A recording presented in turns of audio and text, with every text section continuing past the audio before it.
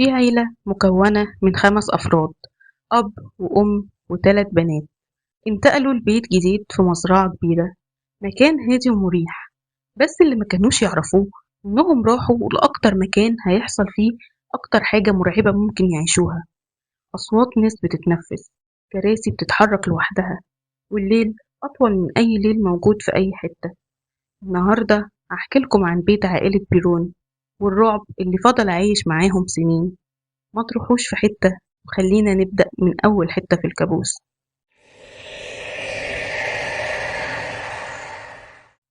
سنة 1970 كان في عيلة زي أي عيلة بتدور على حياة جديدة.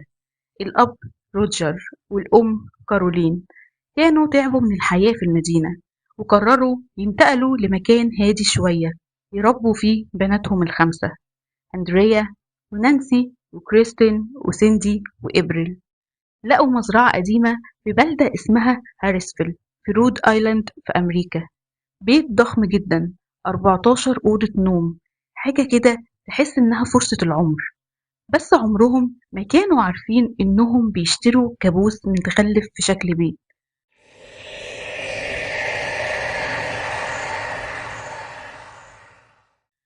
أول ما وصلوا كان الجو برد، ولسه بينزلوا الشنط من العربية. جات لهم الست العجوزة اللي كانت ساكنة في البيت قبلهم، وقالت لهم: خدوا بالكم من النور، البيت بيحب الضلمة. كلهم ضحكوا وافتكروا إنها بتقول كلام وخلاص.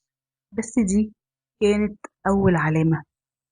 في الأول كانت بتحصل حاجات خفيفة، زي إن مفاتيح بتختفي وتظهر في أماكن غريبة، ريحة عفن طالعة من أماكن معينة في البيت حتى لو لسه متنضفة، صوت صرير بيصدر من الخشب بس مش زي أي بيت قديم، كأن في حد ماشي فوق دماغهم طول الوقت. باب القبو بيفتح لوحده وبيفضل مفتوح مهما قفلوه. والبنات، البنات كانت بتحس بحاجة، كأن في حاجة بتبص عليهم وهم نايمين. ومش إحساس، لأ، ده كان في كائنات بتقف فعلا عند آخر السرير. إبريل، أصغر واحدة، بدأت تحكي إن عندها صاحب جديد اسمه روري. كانت بتقعد بالساعات قدام دولاب قديم في أوضتها وتقول إنها بتشوفه جواه. روري كان طفل صغير، شكله حزين، بس وجوده كان بيخلي البيت يسكت فجأة، كأن الكل بيخاف لما بيظهر.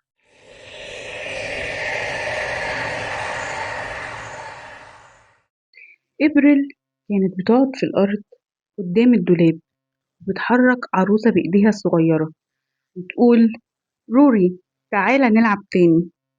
واللي أغرب من ده، كانت بتضحك وبترد على حاجات كأن حد بيرد عليها فعلا.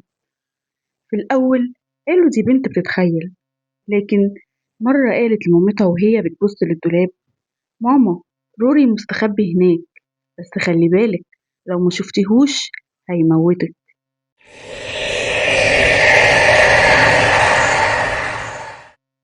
وهنا بدأنا نعرف إن روري مش مجرد لعب. دوروا في السجلات واكتشفوا إن روري ده كان حقيقي، كان عايش في البيت زمان ومات مقتول. بس مش موتة عادية، ده اتدفن في القبو ووشه مش باين من كتر اللي حصل فيه.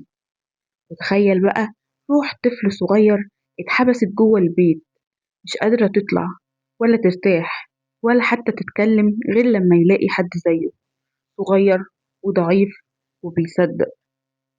وإبريل كانت هي الضحية الجديدة، بس الغريب إن روري كان بيحميها، ما كانش بيأذيها، كان بيحذرها وكان خايف عليها أكتر من أي حد في البيت.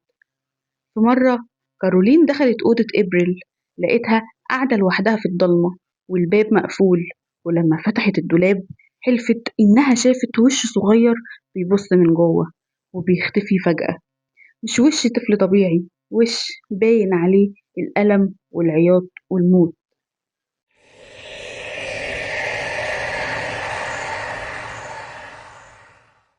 نيجي بقى لكارولين الأم.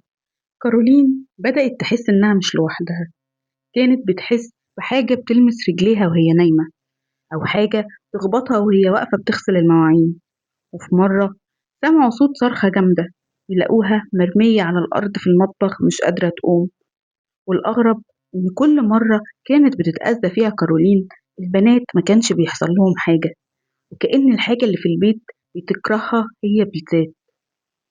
البنت الكبيرة أندريا قالت إنها شافت ست لابسة فستان قديم وواقفة فوق الدولاب في أوضتها، وفجأة الست دي نطت فوقها وفضلت تضربها وتشد شعرها. بس لما كارولين دخلت الأوضة مكانش فيه أي حد، ومن هنا بدأوا يسمعوا صوت أنين جاي من الحيطان كأن حد بيبكي وراها. وبعد ما الدنيا اتقلبت تماما وبيتهم بقى مرعب لدرجة إن البنات بيرفضوا يناموا، روجر قرر يدور في سجلات البيت، واكتشف إن البيت ده اتبنى من 200 سنة وكان ليه تاريخ أسود. اللي كانت ساكنة في البيت زمان اسمها باتشيبا تاير شيرمان، واحدة اتقال عنها إنها عبدت الشيطان وضحت بابنها الرضيع في طقس غريب سنة 1863، وقالت جملة قبل ما تنتحر شنقا على الشجرة اللي قدام البيت: كل اللي هيعيش في البيت ده هيموت. ومن وقتها البيت بقى ملعون، ناس كتير ماتوا فيه بطريقة بشعة، واحدة غرقت في البحيرة، واحدة شنقت نفسها في الأوضة اللي بتنام فيها نانسي، وطفل صغير مات في القبر. كارولين خلاص كانت على وشك الانهيار. جابوا إيد ولورين وارن، الشخصيات الحقيقية أصحاب فيلم ذا كونجورينج، أشهر محققين في الظواهر الخارقة. لورين حست بطاقة شريرة قوية في البيت، وقالت إن باتشيبا لسه موجودة واتلبست في كارولين وبتحاول تسيطر عليها. عملوا جلسة طرد أرواح، بس أثناء الجلسة كارولين بدأت تصرخ بصوت مش صوتها واترمت في الهواء واتعورت، والجلسة خرجت عن السيطرة، واضطر روجر في الآخر إن هو يطردهم من البيت. بعدها بشهور العيلة سابت البيت من غير ما يبيعوه، كانوا خلاص تعبوا. بس الأغرب إنهم وهم ماشيين حسوا إن البيت سكت، كأن باتشيبا خلاص فهمت إنها كسبت أو إنها بتستعد للي بعدهم. بيت عائلة بيرون لسه موجود لحد النهاردة، وفي ناس بتحلف إنهم لما بيروحوا هناك بيحسوا بحاجة بتراقبهم.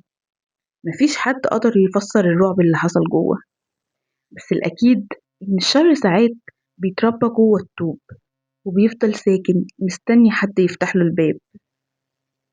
وانت بتسمع القصة دي فكر كويس، احنا عمرنا ما نعرف ايه اللي مستخبي ورا الحيطان اللي حوالينا، ويمكن وانت دلوقتي قاعد في الضلمة في عين بتبص عليك من بعيد، عين كانت مستنياك من زمان. لو حابب تفضل معانا في الرحلة دي، رحلة البحث عن الحكايات اللي بتستخبى في الظل، اعمل لايك واشترك في القناة وفعل الجرس علشان المرة الجاية الرعب ممكن يكون أقرب مما تتخيل.